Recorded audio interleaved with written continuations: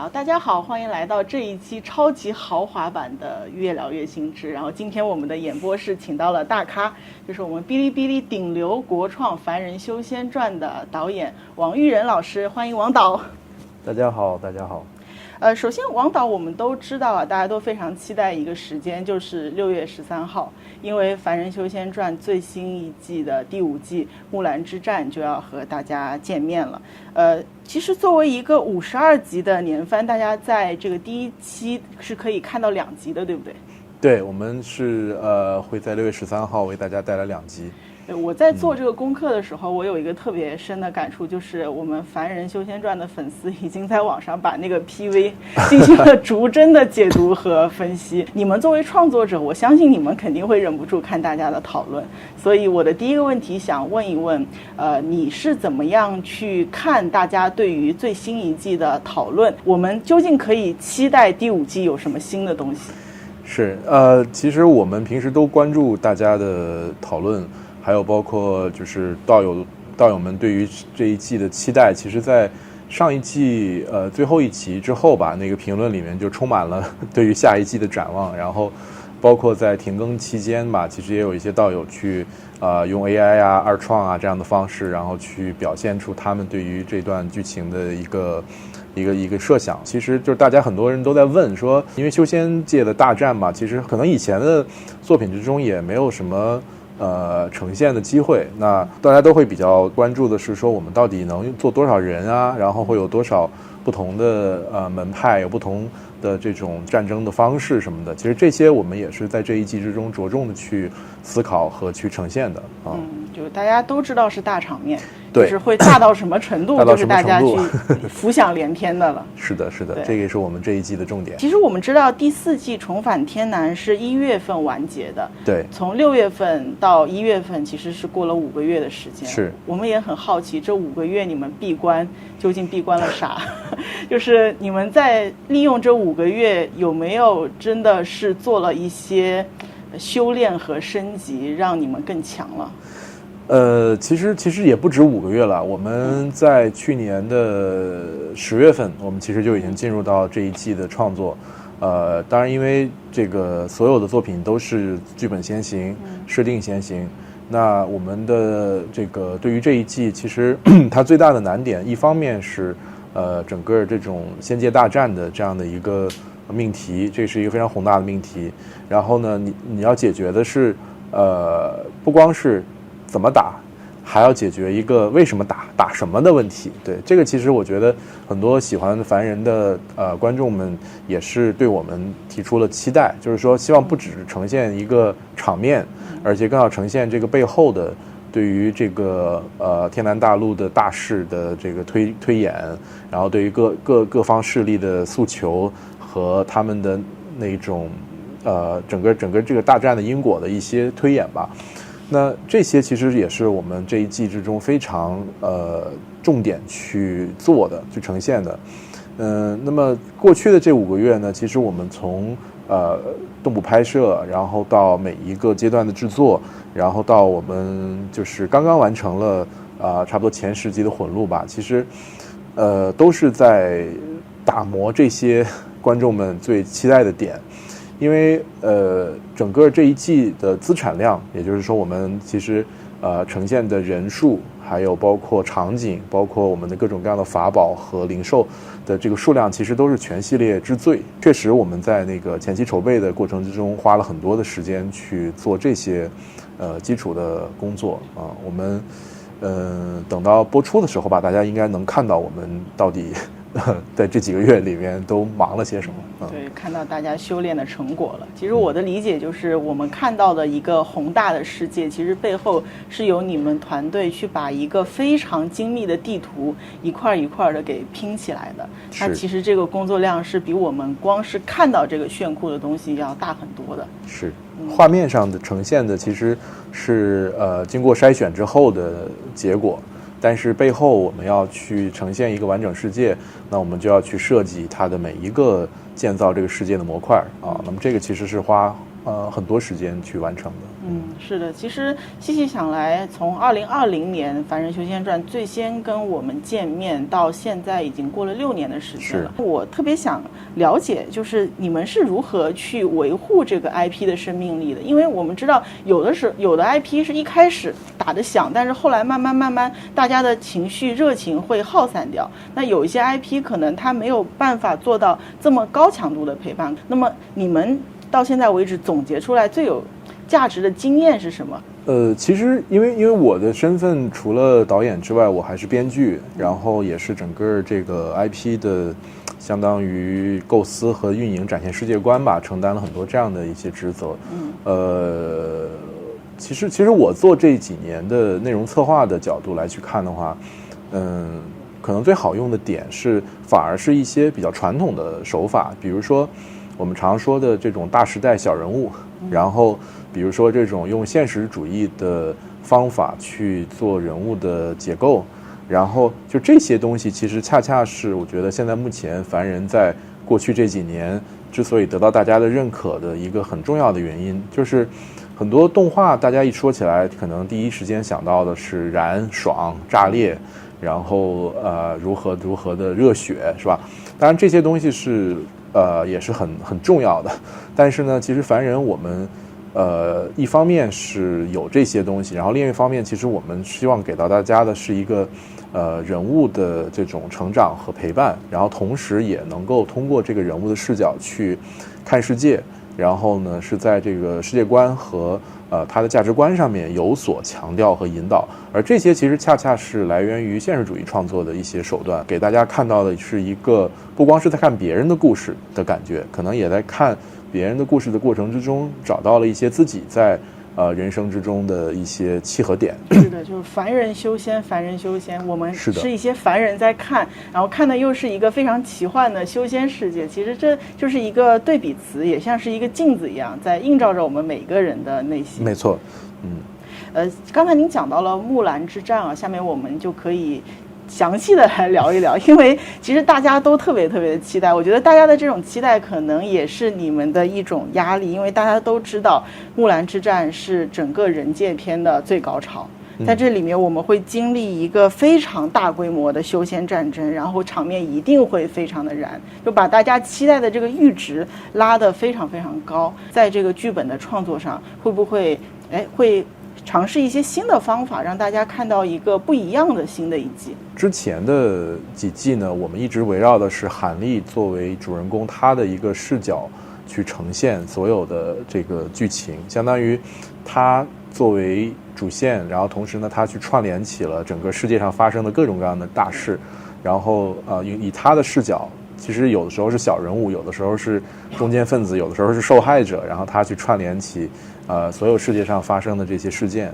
那么这次木兰之战的时候呢，我们可能会用相对来说更纵观全局的一个视角会去呈现这样的内容。因为我们在写大战的时候，其实我在写这段时间的剧本的时候，其实我参考了大量的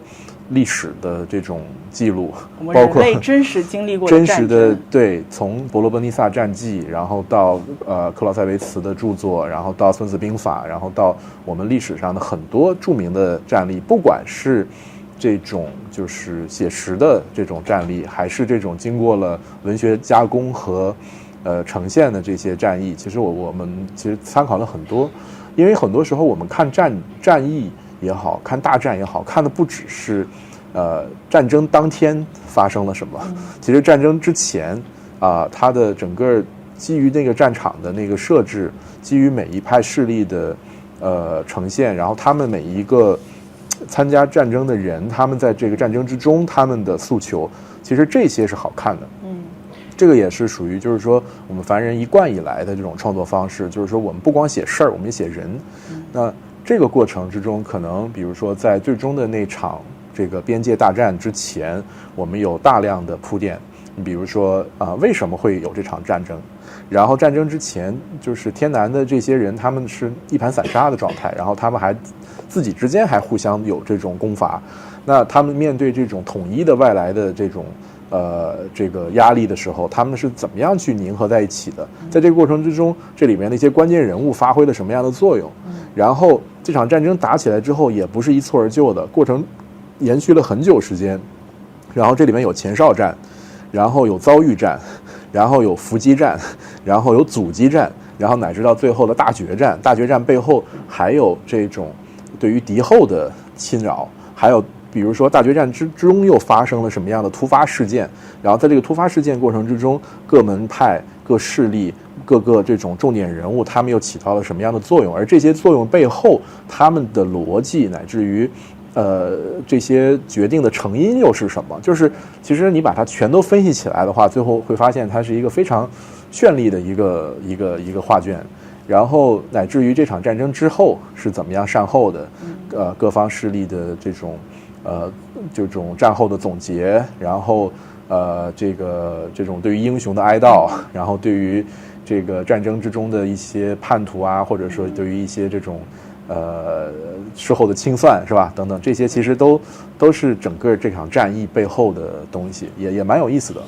刚才听您这样描述，我都能够想象您在去写这段的时候有多爽。对，但是其实挺折磨的，因为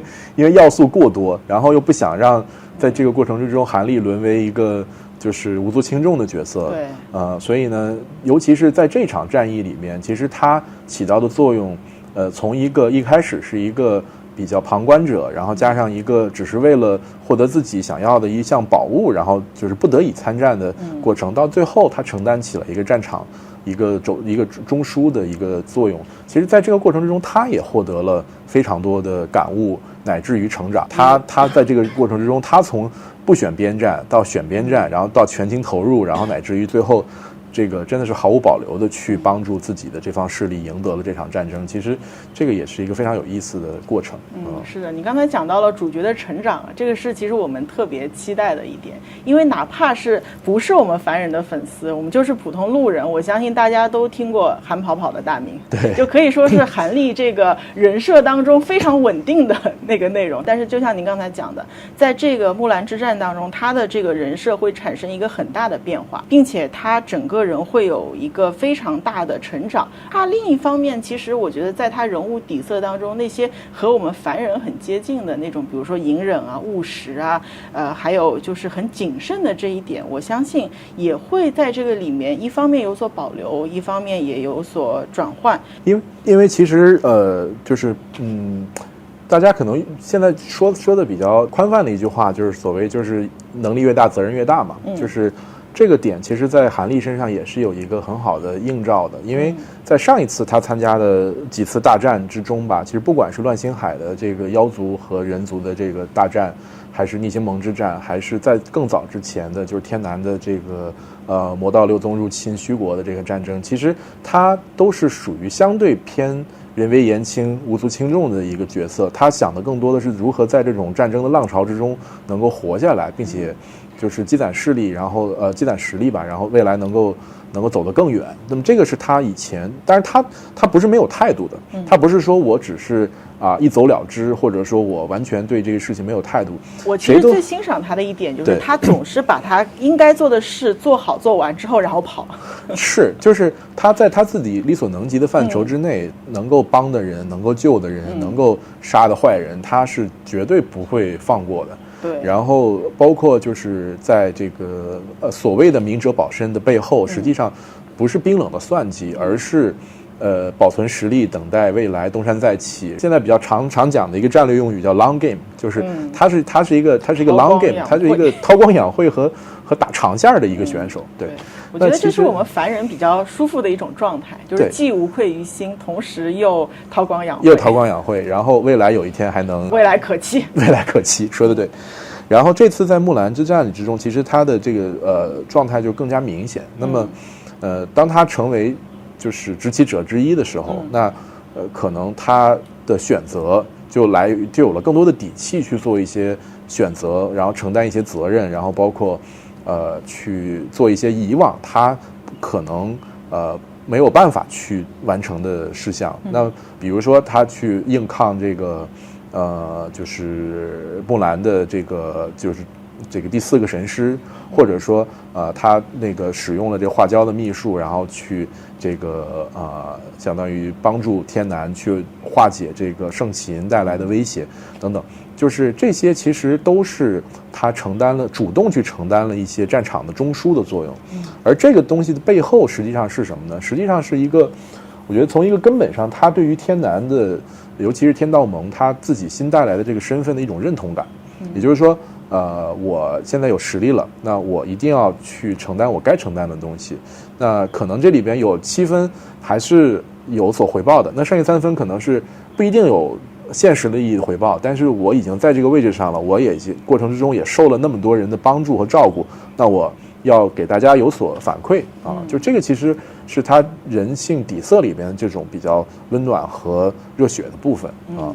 当然因为确实也有大量的他的好朋友还有同道还有就是都在这场战争里面嘛，所以呢我觉得他的选择呀各方面其实都是可以理解的啊。是的，我觉得就是他其实活成了我们大家心目中一个比较理想的一个状态，就是他始终承载着我们普通人的一种就平凡的理想主义。对，就是既是理想主义，但是也是我们努力可以达到的这样一个境界。对，是的。其实说到新一季，大家都关注到一点，就是我们很多人的建模都换了。这里面大家都很关心，就是你们是怎么样去捏脸的，还有一些新的人物，比如特别是就是木兰他们势力，比如说像木兰圣女啊，比如说众神师这些人物，他们都会登场。我相信这是一个非常大的工作量。其实人物设计它是分两个部分，一个部分是对于这个人物本身的他的性格、他的出身、他的来自于他的成长和习俗，然后造成的这个人物的画风吧，我们可以称之为。然后另外一个实际上是他的长相，对，就是这两个东西呢，我们一般都是画风先行。就比如说你像木兰的这些新的人物，那我们首先要反映的是他的一个草原地域特征，然后呢，同时他们有不同的部落，每一个部落它可能有不同的图腾，不同的他们对于五行元素的这种设计，有人可能就偏火，有人偏土啊等等这些。然后呢，再加上就是这个人他的一个性格。那有的咱们就说天南3大神师里面，那祝神师是一个老者，然后呢他是一个这种非常老态龙钟、老谋深算的一个人物。然后这个众神师呢是一个中年书生，那中年书生加草原，所以当时我们在做这个人物设定背景的时候，我们去查，我说以前教科书上看到什么耶律楚材的画像是什么样的，然后什么王猛张斌的画像是什么样的，就是这种和有一点点这种就是和少数民族政权、草原民族的儒生应该是什么样的，我们就借助了很多这样的人物的形象和作为概念。然后第二块其实就是这个所谓的长相。长相这个部分其实我们在建模的过程之中其实用到了比较多的早脸。那我们在做这些就是大家比较喜闻乐见的这种就是老头们的时候，其实用到了很多都是真实的老头，真实人的这个就是皮肤啊，包括肌肉啊，包括它的这种就是材质的感觉，所以呈现出来的效果就会比较真。因为常说的所谓3D 的恐怖谷现象，其实它主要是因为有的东西太完美、太对称了。就是你像我们的很多建模里边，我们其实刻意的是让他的人物左右脸是不是那么对称。然后它的包括有一些肌肉，包括有一些这种就皱纹，它是会有这种一些随机性的啊。那这些其实都是能够带来一些真实感的啊。那就除了捏脸之外啊，就是像第5季我们的视觉特效场景方面有哪些技术升级是值得期待的？因为我们看它其实从第1季到第5季，大家看到的这个特效、看到的这个视效都是逐渐升级的。对，因为其实优异这个工具我们在使用的过程之中，它不断的在迭代。然后呢，我们这一季呢，其实最大的一个挑战就是人数。对，因为我们这次的大战，尤其是那几集吧，那几集的整个登场人数可能是以万计的。对啊，那么这么多的人物，然后他要有动作，要有表演，其实是一个非常挑战的这种工作。那我们不光是在这个渲染和生成这些人物的过程之中，相当于做了一些这种新的技术开发，然后包括在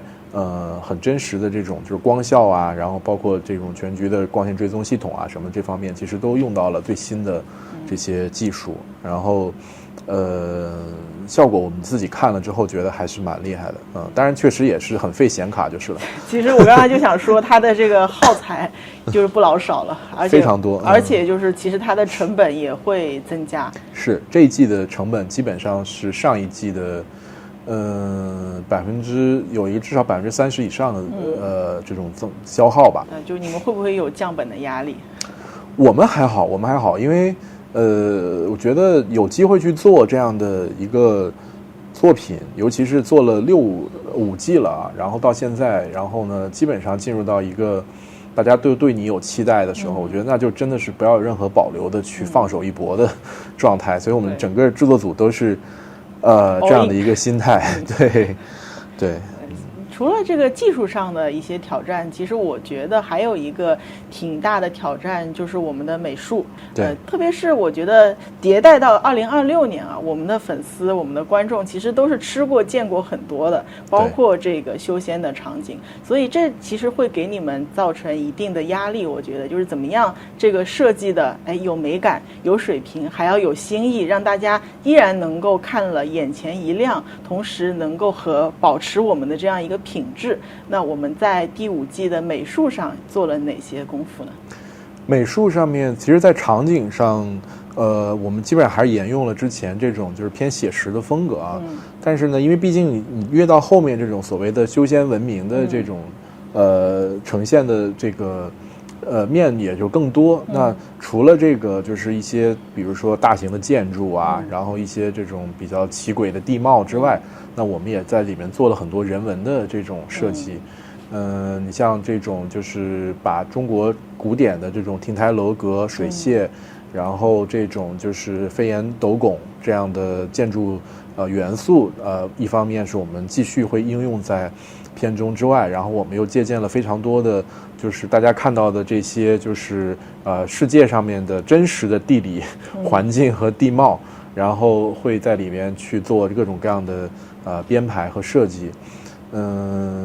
尤其是像中间有一段黄龙山之战吧，那这段我们也是前段时间刚刚拍完。那这个黄龙山之战，这个整个一座山，我们把它变成了一个巨大的要塞，然后这个要塞的过程之中，它有不同的关隘，然后每一道关隘它有相应的这种地形设置、阵法设置，然后整个观众可能那几集看下来之后会非常有这种所谓的战役推塔的感觉啊，然后等等吧。其实这些都是我们在场景美术和一些大家可能不太会注意到的地方，我们去下的功夫。那除了美术之外，其实刚才你也提到了，我们也是用到了很多动捕的技术。对，因为这次是战争嘛，它里面涉及到的这个动作肯定会更多、更精细。我特别想了解，就是现在我们动捕这方面的技术，是不是也随着时间的推移，在不断的升级呢？其实动捕这个技术呢，是一个已经有20多年的成熟技术。对。然后呢，我们在整个就是制作过程之中，我们是全程进行动捕，包括文戏，包括动作戏。然后还有虚拟拍摄。那这个做法呢，其实有一个比较显著的好处，就是在于它的那种真实感。对，就是很多时候我们常说，就是真人表演跟现在比较流行的这种 AI 的内容，它最大的差别就是在于有很多这种下意识的反应。这个其实是AI 学不来的，就是这个是非常真实的一种东西。比如说我们两个在对话的过程之中，可能会有一些下意识的，比如说眨个眼睛啊，或者说是这个抬一下腿啊什么的，就这种其实是动捕这套逻辑它能够赋予给到观众的。很多道友们喜欢去看凡人的这些解析，然后包括在解析里面去寻找这个里面人物的那个想法、动态什么的，其实这些的细节其实往往都是动捕能够赋予的啊。因为我们现场的真人演员他在演的过程之中，他是进入这个角色的，那这个角色当时的潜台词是什么，然后他的内心的一些这种不好捕捉，但是又能够表现出来的想法是什么，都能够通过动捕去实现。那我们这次呢，其实在整个动捕的过程之中，其实也是更新了我们的这个数据和这个拆解的这样的一些插件，然后尤其是在动作的场面上，因为我们在拍摄动作的时候，毕竟它是人来就是动作演员去完成的嘛，那可能和这种就是非常凌厉的那种就是动作吧，它还是会有一些这种不一样的。所以呢，我们在这次的时候也是通过对于这个动作的演员的这个数据的矫正吧，其实把这个很多一些小的细微的这种动作呢做了这种修正啊，就是源于真实，但是还要高于真实。对，就是尤其是在打戏上面，其实大家想看到的是更多的一些不同的东西。下面我要问一个比较犀利一点的问题，就是所有的这种名著的动画化改编都绕不出一个词，就叫做原著粉。对。然后首先我想知道，在你们的团队当中，这个书粉原著粉的比例大概是多少？我们这个原著粉的浓度还是蛮高的，基本上我们主力吧，进这个组的主力的这个人员的第一道面试题就是看原著看了多少。对于很多观众乃至于很多制作组的人来讲，就《凡人修仙传》这本小说，它是很多人对于修仙类的题材的一个启蒙作。对，因为望宇老师他在写这本书的时候，其实集合了非常多的设定，也就是说它本身就是一本设定百科全书。对，在这个这么多年的修仙的小说和文学的这个发展和演化的过程之中，其实又在这个基础之上又增加了非常多的这种就是约定俗成的设定，比如说大家常说的什么筑基、结丹、元婴这个体系，乃至于法宝是什么，灵兽是什么，炼丹是什么，炼器是什么，这些其实都是来源于这些系统性的设定上的。那我们需要就是给大家去传递的东西也是一个严谨的系统，就是因为很多观众喜欢凡人的原因是因为我们的逻辑性比较强。对，就是不会或者说很少出现这种说哇临阵这个突然回忆杀，然后就开始爆气，然后越级，然后秒全场这种东西，这种东西在凡人里面是相对少见的啊。所以呢，我们也是希望秉承继续把这个东西做好做下去。所以经常有的时候我们在内部开审核会的时候，会有小伙伴提出说，哎，这个是不是有点超了？说这个人的境界是什么？他能打得过他吗？就是会有这种来自于内部原著粉的拷问，所以其实还是蛮有鞭策意义的。那其实咱们这个团队经历了这么长时间，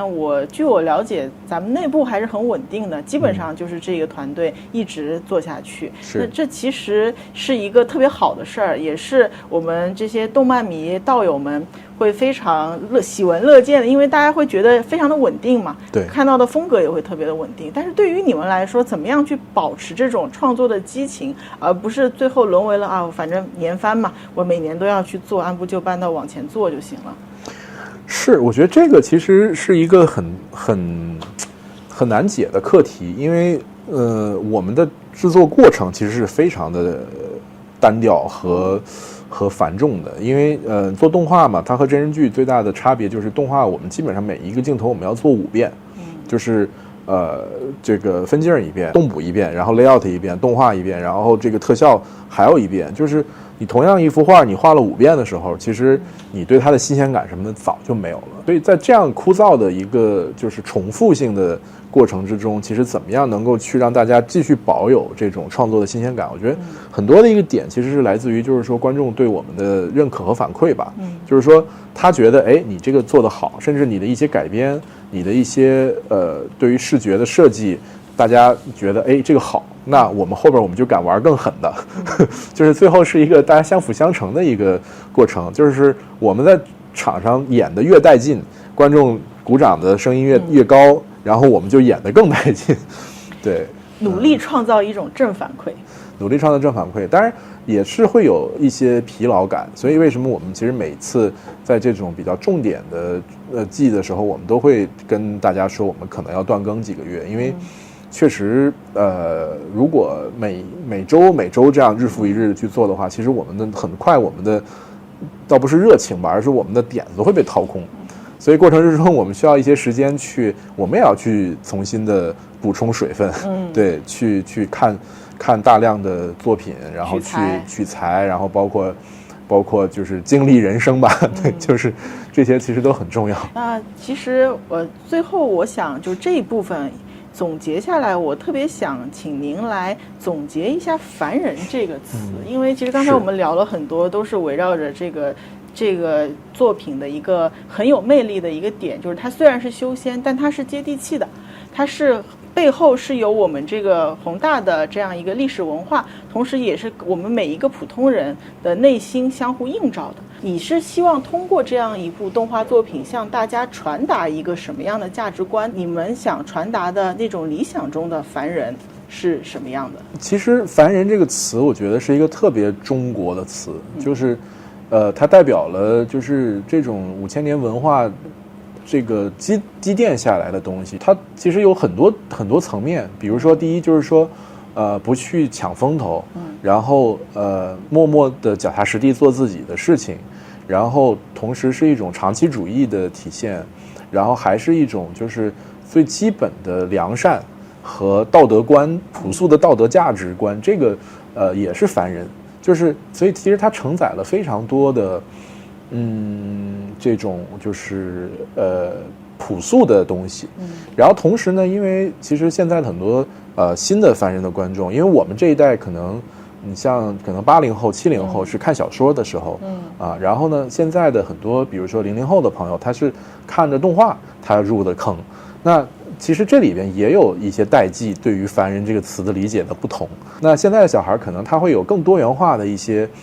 价值观的影响。那我们其实觉得在这个时间点给到大家一个非常就是标准的，然后很中正的这样的一个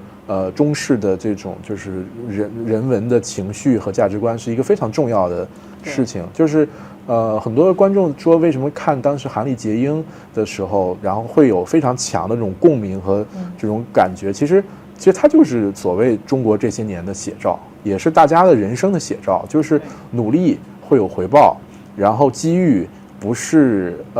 这种天上掉的馅饼，而是要靠自己努力去够到的。其实它是一个非常中式的命题，很多在这个就是新中国成长，然后在这种就是过去这10几年的这种高速大发展之中，经历了自己的少年青年的这些朋友们，应该会有非常强的共鸣。其实我有一个比较冒昧的问题啊，就是您觉得现在动画行业现在卷吗？哪个行业不卷呢？你们这个 IP 会不会感受到一种来自同行的压力？可能很多人觉得，哎，我这个凡人的这个 IP 做得特别好，然后有很多有识之士说我们也想去做一个类似这样的东西，那可能越来越多的人会加入到这个赛道，那你们是怎么看的呢？我是觉得其实每一个作品它都有它的成因，每一个作品都有不同的优势。那如果说能够通过大家看到凡人我们的做法，然后能有一些启发的话，我们当然是很高兴看到的。因为确实中国动画在过去这10年吧，我觉得是获得了长足进步，尤其是在3D 这个3维这个赛道上，其实我们已经是站在了全世界的这个第一方阵里面。这个其实是我觉得是一个非常非常大的一个好事啊。然后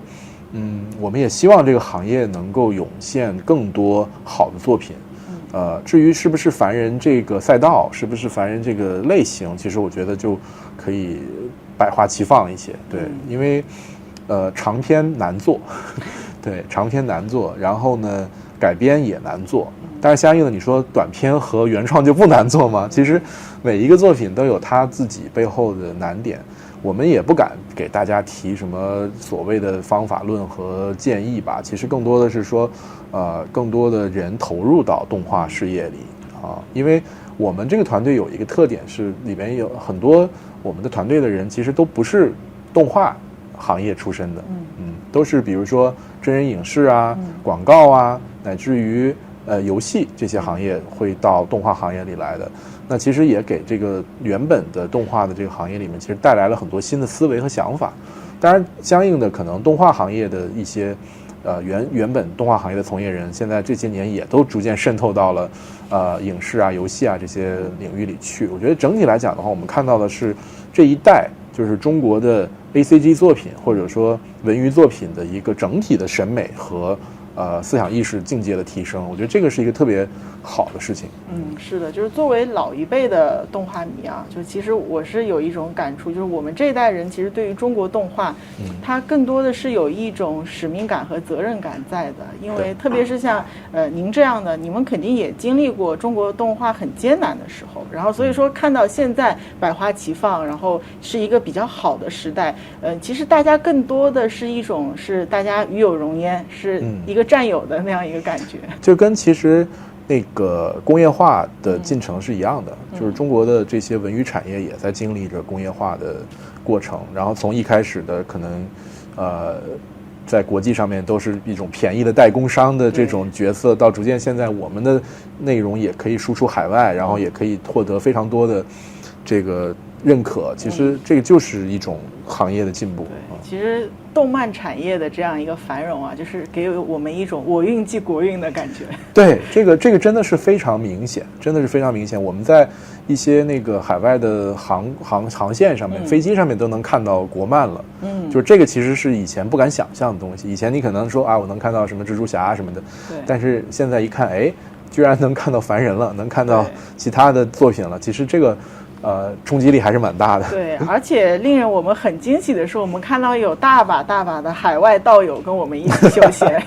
就是中国一直说我们要文化出海，对吧？文化输出，但是没想到我们输出的最狠的就是修仙赛道，就是修仙的小说，然后包括动漫作品，其实在国外的传播力非常的强，非常广。对，因为它代表的是不光是这些光怪陆离的表象，它还有一个深层次的，就是中式的这种自然的哲学啊。我觉得这个其实真正看懂了的这些海外道友们，其实他们也是被这些去吸引的。能不能给我们再详细的介绍一下凡人在海外推广和传播的情况？像去年吧，我们还是受邀到这个印尼，获得了这个就是亚洲电视大奖的最佳动画的最佳3维动画的这样一个奖项。然后在过程之中呢，其实我和比如说印尼啊，然后新加坡呀的这些那个一些媒体的朋友们也都进行过交流。他们其实我觉得整个东亚文化圈里面，就是中日韩港台这些，其实相对来说是最早接受到这个这种修仙的作品和包括这些世界观的。其实它对于这个修仙啊，包括这种道教的文化，其实它是有非常强的这种吸引力的。他们一听到那些翻译的名词，都会问说，哎，什么是元婴啊？什么是化神啊什么的？我就得给他解释，我说这个东西它其实背后都是来自于就是说道教的典籍，然后但是我们的通俗文化之中又给它赋予了什么样新的含义之类的。其实交流起来还蛮有意思的。So, in the past 5 seasons, we witnessed his footsteps as he become a cultivator. And in this year, in the summer, he finally got to the Yuanying stage, which is, the English version is nascent soul. It means a newborn soul who was back to his original like a baby state. 然后包括我们在那个就是最近有俄罗斯的这个道友跟我们联系，就是说在这个俄罗斯凡人是非常受欢迎的。我说为什么？它主要其实是因为写实类的作品，因为其实你看俄罗斯的这个很多它的那个美术作品啊，从列宾啊，然后到这些就是后来的这些现代的美术作品，它有一个很强的现实主义基础。现实主义他觉得，凡人虽然是动画，但是它里边有很强的这个现实主义基调啊，所以呢，他们喜欢看这种比较残酷的，然后呢有点这种现实主义的世界观。我说那原来是这样。我说这个纯粹就是一种文化共鸣了。就是我觉得就这是你完全意想不到的一个方向。这种交流很有意思，会给你们很多的启发，很有启发。然后我们还有跟那个拉美的，就是西班牙语的受众的群体，现在也在想做这个凡人的西班牙语版啊。我说，哎，这个是怎么回事？他说我们这是魔幻现实主义啊。哦，对啊，我说哇，你这么说，好像真有这么一回事儿。对，就是这种，我是觉得，就是很多文化的共通点，就当你打破了语言和国界的这个 boundary 这个边界，那么其实你能看到很多文化的底层的联系。对，就是还真是挺有意思的。对，就是不同文化之间，你又有很强的差异性，但是也有共通的地方。就像我看国内有很多道友们，他们会去联想，哎，我们以前小时候看《哈利波特》他们是骑着扫帚飞哈，我们是就是用剑飞行。对，之前还有二创做凡人和玲珑的联动什么的，我觉得这其实都是非常脑洞开的想法。就是我们通过这个作品啊，把一个小宇宙、中宇宙、大宇宙全部都串联到了一起。对，所以说我们刚才聊了这么多啊，从这个很具体、很细微的点，一直聊到了我们说这个这么宏大的这样一个全世界的这样一个范围内。所以说跟您交流了半天，我是特别期待6月13号的到来。我们也很忐忑的期待。那最后在节目的最后，想请您给道友们最后说一句开播的寄语。行，这一季呢，制作难度和这个改编难度都相当大。然后我其实一直在跟制作组说，我说这次我们也是赌上了一些所有吧，然后也是期待大家能够喜欢。然后呢，当然了，如果跟你想象中的不太一样的话呢，也轻喷。对，就是多多包容，多多包容。然后呢，也许看着看着就喜欢了啊。确实，因为这个段落的题材是之前没有人做过的，所以我们也是尝试着能够做好吧。好的，非常感谢您的到来，也非常感谢道友们的陪伴。那么我们6月13号见喽，拜拜，拜拜。